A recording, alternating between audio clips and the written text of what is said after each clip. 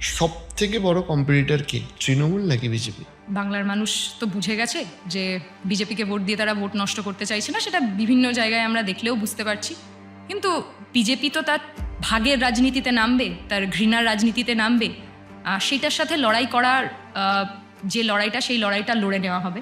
কিন্তু তৃণমূল যেভাবে তলে তলে বিজেপিকে আশ্রয় দিচ্ছে, তৃণমূল যেভাবে ভাগের রাজনীতিটা করছে, সেইটার বিরুদ্ধেও লড়াই করতে হবে। এই তৃণমূলের দুর্নীতিরাজের বিরুদ্ধেও লড়াই, বিজেপির ঘৃণার বিরুদ্ধেও লড়াই। এবং এই দুটো দলের যে রাজনীতি, সেটা কোথাও গিয়ে মানুষের পক্ষের রাজনীতি হচ্ছে না।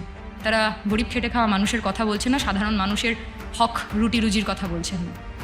বিজেপি যেমন একদিকে আম্বানির কথা বলে, আম্বানি জির কথা বলে, আদানি জির কথা বলে, মোদি জির পকেট ভরানোর কথা বলে, তেমনি আমাদের এই পশ্চিমবঙ্গে তৃণমূল মমতা ব্যানার্জির পকেট ভরানোর কথা বলে, অভিষেক দার পকেট ভরানোর কথা বলে, স্যান্ডো গেঞ্জি পরে কাউকে টাকা নিতে দেখা যায়, তোয়ালে মুড়িয়ে কাউকে টাকা নিতে দেখা যায়, এবং তাদেরকে মন্ত্রিসভা আলো করে বসে থাকতে দেখা যায়।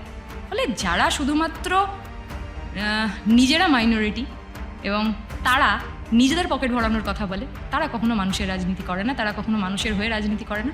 বামপন্থীরা মানুষের হকের রুটি রুজির লড়াইয়ের কথা বলছে, তাদের জন্য রাজনীতি করছে, তাদেরকে সঙ্গে নিয়ে রাজনীতি করছে।